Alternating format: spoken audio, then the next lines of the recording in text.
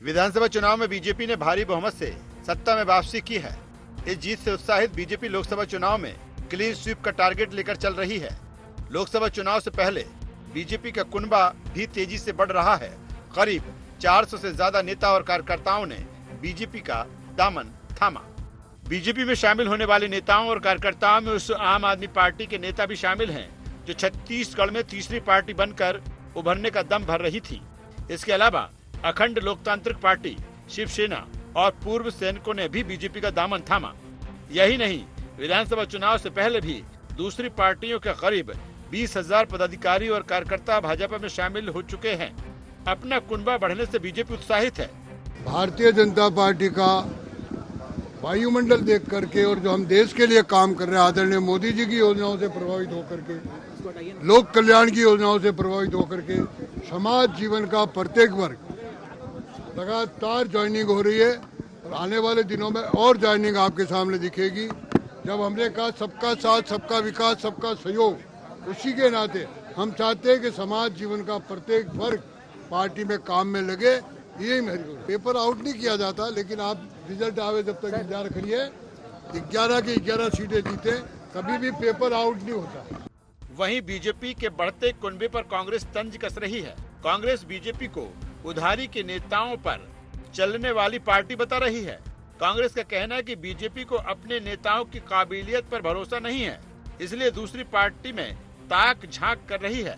BJP देश के हालात देखकर डरी हुई है, लालच देने और धमकाने का काम कर रही है, लेकिन कांग्रेस पार्टी का कोई भी नेता भाजपा के संपर्क में नहीं है। भारतीय जनता पार्टी अगर पूरी पार्टी में आज भी देखेंगे पूरे देश में, तो सबसे ज्यादा उधारी के नेता उनके पास भरे पड़े हैं। उनको अपने नेताओं की काबिलियत पे उनको भरोसा नहीं है, इसलिए दूसरे पार्टी में वो जांच ताक कर रहे हैं। मैं समझता हूँ उनको पता है देश की हालात क्या है।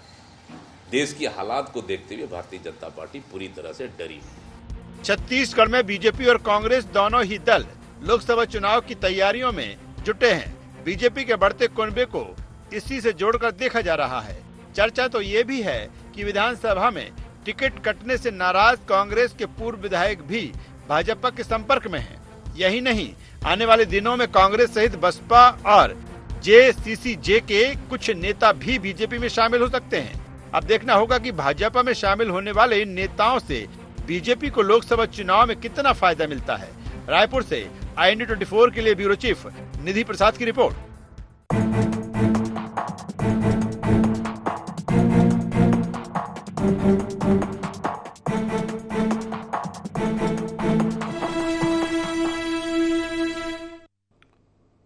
नमस्कार, गुहार छत्तीसगढ़, कमल दल में कई दल में आपका स्वागत है। मैं हूं राजेश सक्सेना। आज इसी मसले पर, इसी विषय पर हम चर्चा करेंगे, बातचीत करेंगे, लेकिन पहले एक नजर गुहार पॉइंट्स पर। छत्तीसगढ़ में क्यों टूट रहे क्षेत्रीय दल? भारतीय जनता पार्टी की ओर क्यों बढ़ रहा दूसरे दल के नेताओं का झुकाव? तीसरी ताकत का दम भरने वाली आम आदमी पार्टी क्यों हो गई साफ?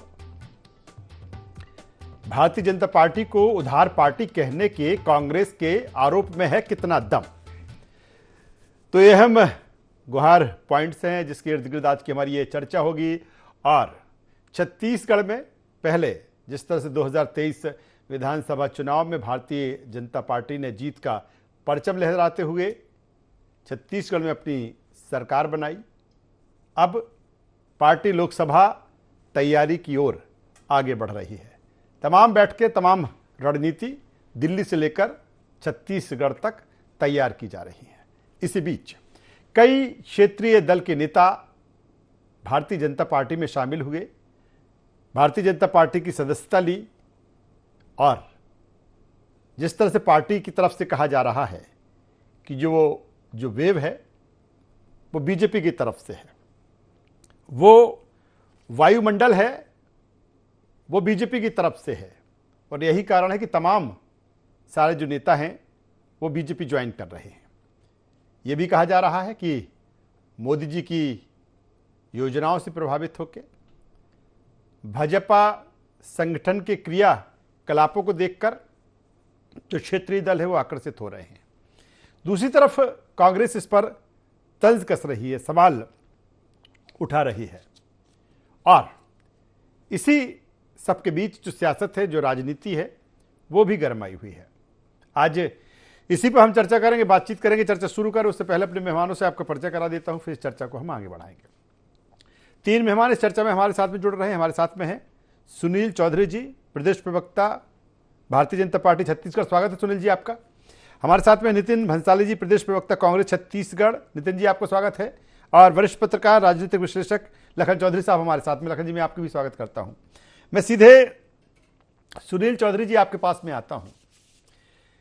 एक तरफ आपकी जो रणनीति है क्लीन स्वीप को लेकर, और लोकसभा की जो तैयारी, पहले भी मैंने जिक्र किया कि दिल्ली से लेकर छत्तीसगढ़ तक जारी है। दूसरी तरफ आप जिस तरह से क्षेत्रीय दलों को अपने आप में समाहित कर रहे हैं, कमल दल में कई दल शामिल हो रहे हैं, और दूसरी तरफ आप आम आदमी को खास बना रहे हैं। आखिर ये क्या रणनीति बीजेपी की?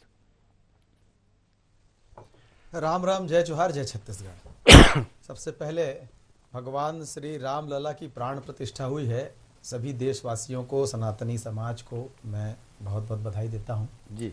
देखिए, भारतीय जनता पार्टी की सरकार जिस प्रकार से माननीय मोदी जी की सरकार काम कर रही है, माननीय विष्णुदेव साय जी की सरकार छत्तीसगढ़ में भारतीय जनता पार्टी की सरकार मोदी की गारंटी पर काम कर रही है।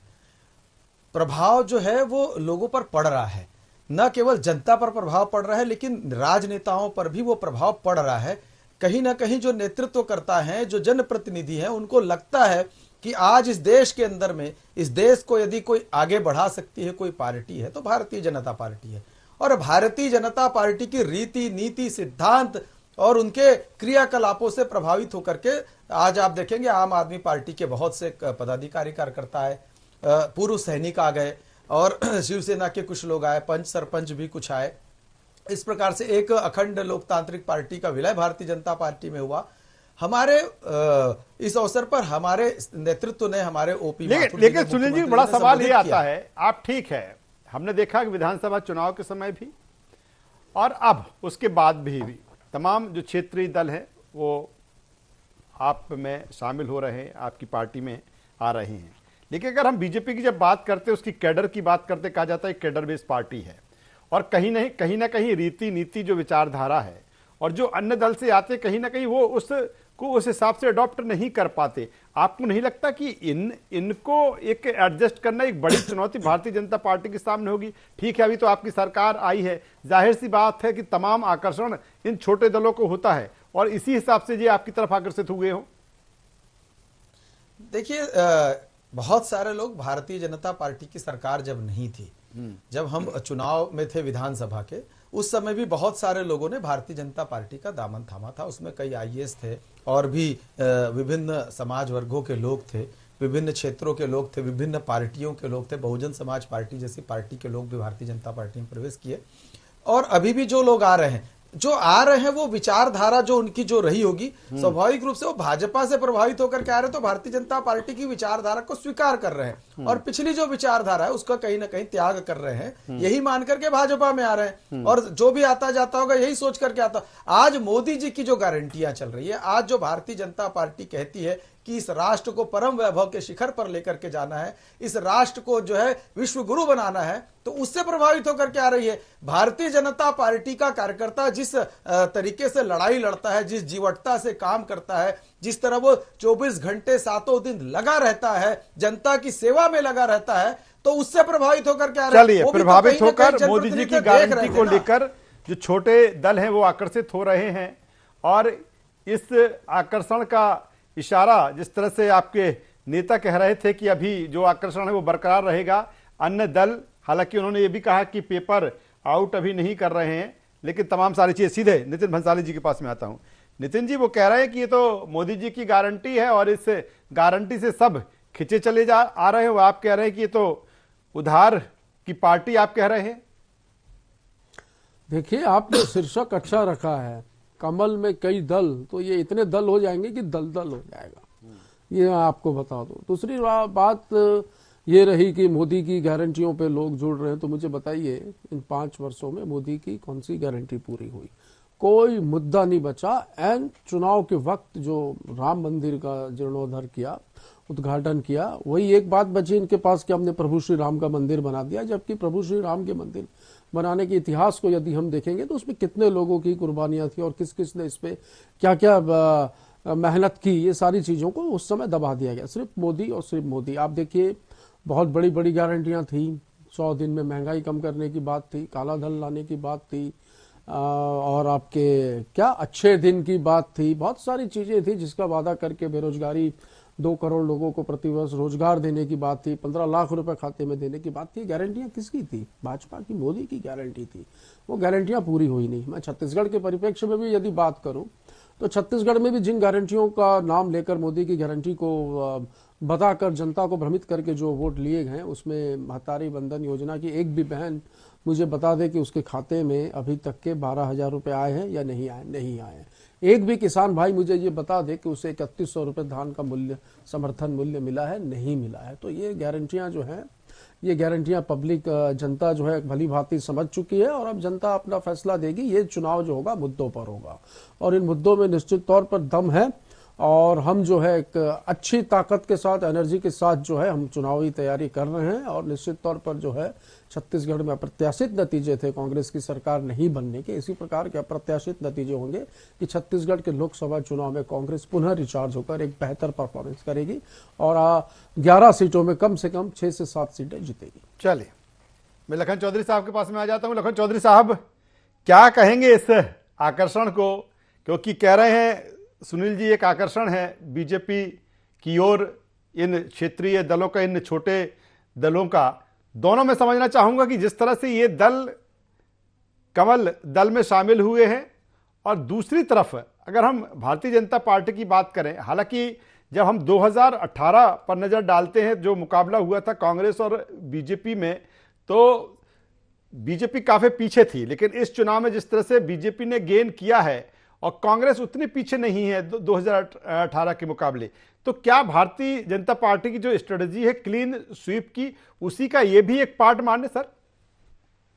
बिल्कुल उसी का एक पार्ट है। और देखिए, ये तो स्वाभाविक प्रतिक्रिया थी राजेश जी, ये तो होना ही था। और जो है जिसकी जो है हम लोग उम्मीद कर ही रहे थे कि ये सब चीजें जो है होना ही है। और जिस तरह से भाजपा, अप्रत्याशित जीत भाजपा को जिस तरह से छत्तीसगढ़ में मिली है, तो उससे उत्साहित भी है भाजपा।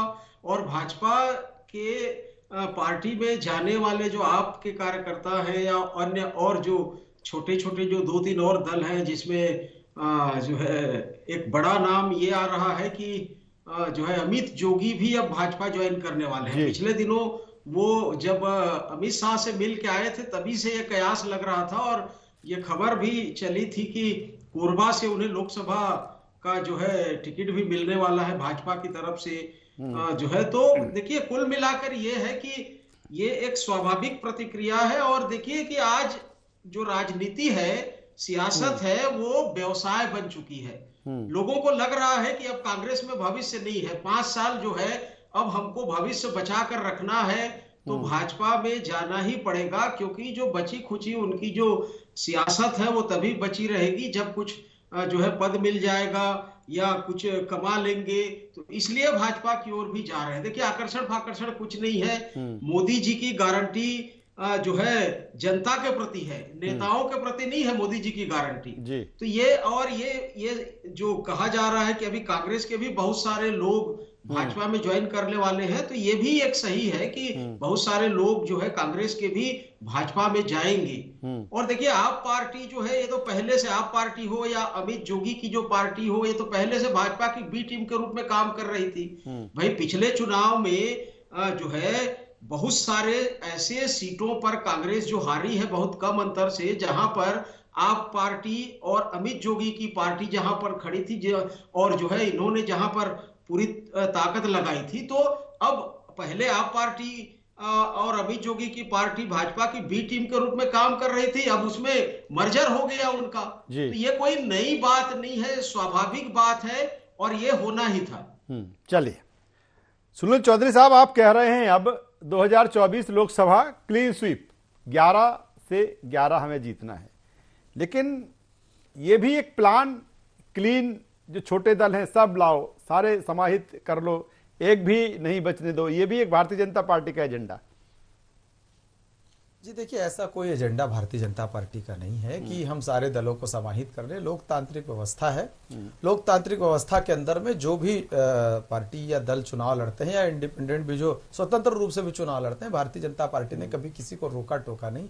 ये इस प्रकार की परंपरा तो कांग्रेस में रही कि आपातकाल लगाओ और विपक्ष को जेल में डाल दो, विपक्ष के मुंह बंद कर दो, केवल देश में एक पार्टी रहनी चाहिए। तो ये कांग्रेस का इतिहास रहा। भारतीय जनता पार्टी अपने विचारधारा के, अपने काम के आधार पर, हम कहते थे कि धारा 370 को समाप्त करेंगे, कश्मीर भारत का अभिन्न अंग है। हमने कहा राम मंदिर बनना चाहिए। हमने कहा कि अंग्रेजों के सदन में जो कानून पास हुए थे उसको भारतीयता का स्वरूप देना चाहिए। हमने जो है वो सारे कानून बदल करके नए कानून लेकर के भारतीयता का अंश क्या होना चाहिए, सांस्कृतिक राष्ट्रवाद क्या होना चाहिए, और भारत की आत्मा यदि राम में बसती है तो भारत राममय होना चाहिए। ये सारी बातों का प्रभाव लोगों पर पड़ रहा है। हमने उसके साथ गरीबों के लिए काम किया, उनको आवास बना करके दिए, शौचालय बना के दिए, पीने का पानी दिया, बिजली की सुविधा उपलब्ध कराई, राशन उपलब्ध कराया। कोरोना काल में टीका बना करके हमारे सरकार में रहते वैज्ञानिकों ने टीका बनाया, उपलब्ध न केवल देश के लिए विदेशों में भी वो टीका गया।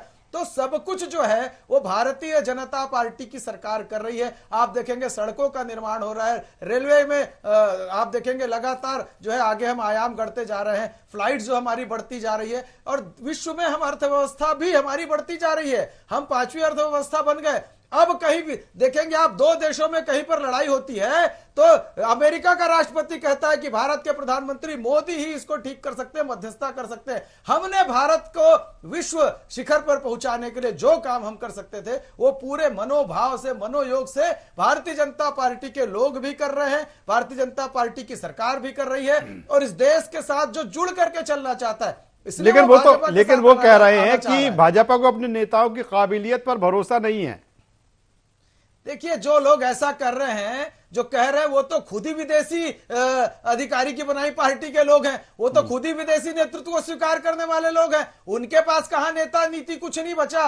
भारतीय जनता पार्टी ऐसी अकेली पार्टी है जो भारत, स्वतंत्र भारत में बनी, जिसके सारे सदस्य भारतीय रहे हैं, और जो भारत की आत्मा को लेकर के और भारत के जो सांस्कृतिक राष्ट्रवाद है उसको लेकर के आगे बढ़ने वाली पार्टी है। हमारे लिए भारत प्रथम है भारतीय जनता पार्टी।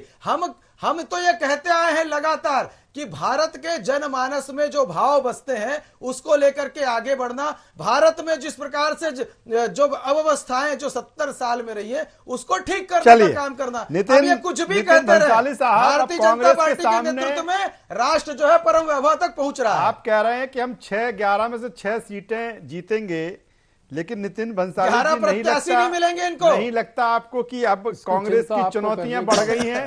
क्योंकि जिस तरह से चर्चा है कि तमाम जो कांग्रेस के आपके लीडर है वो कहीं ना कहीं संपर्क में है। 11 प्रत्याशी नहीं है। मेरी बारी है ना? जी बोलिए नितिन जी बोलेंगे, सुनील जी, नितिन जी बोलेंगे जी। ऐसे तो बीजेपी के भी कई लोग हमारे संपर्क में जी। बात करने से बात नहीं होती, बताना पड़ेगा कौन संपर्क में है। और जैसा कि मैंने कहा कि भाई एक दल से दूसरे दल में जाना चुनावों के समय, ये सब चीजें होती, सामान्य बात है। ऐसा नहीं है कि बीजेपी के लोग कांग्रेस में नहीं गए, कम गए हैं, थोड़ा इधर से उधर के ज्यादा लोग गए हैं। तो ज्यादा खुश होने की जरूरत नहीं है। एक होते हैं भक्त और एक होते अंधभक्त। बिल्कुल सरपट बोले जा रहे थे कि इतने एयरपोर्ट बना दिए, रेलवे का ये हुआ वो हुआ। रेलवे की ही बात कर ले भाई, छत्तीसगढ़ में इतनी ट्रेनें लगातार निरस्त हो रही हैं, पूरा यातायात जो है, यात्री यातायात जो है छत्तीसगढ़ का प्रभावित है। ये कुछ नहीं कर रहे हैं। रेलवे में जो 55 साल से ऊपर महिलाओं को जो छूट मिलती थी वो बंद कर दी, सीनियर सिटीजनशिप को जो रियायत मिलनी थी वो बंद कर दी, विकलांगों का कोटा जो था रेलवे में जो जिसमें उन्हें रियायत मिलती थी वो बंद कर दी। देश के लिए ये मुझे बता दें कि ये कह रहे थे कि देश प्रगति की ओर अग्रसर रही है। आम जनता को क्या डिलीवर किया, क्या मिला आम जनता को, मैं ये पूछना चाहता हूं। मुझे सिर्फ 3 काम गिना दें जो आम जनता को मिले, और ऐसे गिनाए नहीं, उसको सबूत के साथ बात करें कि 3 काम जो थे वो जनता को मिले। यदि आपने इतना काम किया तो आज भी आपको 80 करोड़ लोगों को 5 किलो अनाज क्यों देना पड़ रहा है? ये तो आप खुद स्वयं एक्सेप्ट कर रहे हैं, स्वयं ये बात को आप मान रहे हैं कि देश में अभी भी गरीबी है। तो फिर कहां काम किया आपने? जो संपत्तियां कांग्रेस की सरकार ने बनाई थी उसको बेचने का काम कर रहे लगातार। गरीब तेजी से गरीब हो रहा है, अमीर तेजी से अमीर हो रहा है। ये जो एक विकास की दर है, ये है भारत की बात यदि हम करें तो। अभी थोड़ी देर पहले मेरे साथी प्रवक्ता मोदी जी के काफी गुण गा रहे थे, और कौन कौन सी पार्टियां जो आप कह रहे थे कि वो बीजेपी ज्वाइन कर रही हैं, इसमें कुछ दल के तो नाम भी नहीं पता भाई साहब, ये कब पार्टी का उदय हुआ, कब बनी और कितने कार्यकर्ता है उसके, चलिए कोई ठिकाना ही नहीं चलिए है। नितिन जी, सवाल आम आदमी पार्टी का, जी सर, तो आम आदमी पार्टी का तो मैं चुनाव के समय, विधानसभा चुनाव के समय ही कह चुका था कि एक भी सीट में यदि चलिए लखन चौधरी साहब, सवाल अब इस बात को लेकर है, ठीक है, भारतीय जनता पार्टी गदगद है, कई दल बीजेपी जो नेता है वो ज्वाइन कर चुके हैं, लेकिन जो सवाल सुनील चौधरी साहब से भी मैंने किया था वही सवाल मैं आपसे कर रहा हूं कि क्योंकि भारतीय जनता पार्टी जिस तरह से एक, फिर कहूंगा कैडर बेस्ड पार्टी है, एक अलग विचारधारा है, अन्य दलों के आ तो जाते हैं लेकिन उतना कंफर्ट अपने आप को नहीं पाते। क्या पार्टी के सामने भी एक चुनौती होगी उनके सामने बेहतर तरीके से बनाए रखना? सर बिल्कुल निश्चित तौर पर देखिए, और ये जो कहा जाता है कि अभी भी भाजपा केडर बेस्ड पार्टी है, ये मैं इस पर जो है विश्वास नहीं करता। देखिए ये केडर बेस्ड पार्टी तब थी जब अटल बिहारी वाजपेयी और आडवाणी का युग था। जब से जो है आडवाणी और अटल बिहारी वाजपेयी का युग भाजपा में खत्म हुआ है, राजेश जी, मैं दावे से कह सकता हूं कि अब न तो अब भाजपा में विचारधारा बची है, न ही केडर बचा है, और नहीं जो है बाकी जो चीजें हैं वो बची हैं। अब सिर्फ भाजपा का उद्देश्य है विपक्ष को खत्म करना और चुनाव जीतना, चुनाव दर चुनाव जीतना। तो सत्ता की जो भूख है कि सारे पार्टियों को, विपक्ष को, सबको खत्म करो और सत्ता में काबिज हो जाओ, चाहे वो एन केन प्रकारेण किसी भी प्रकार से। तो अब कोई विचारधारा नहीं बची, कोई भी मुद्दा जो है नहीं बचा।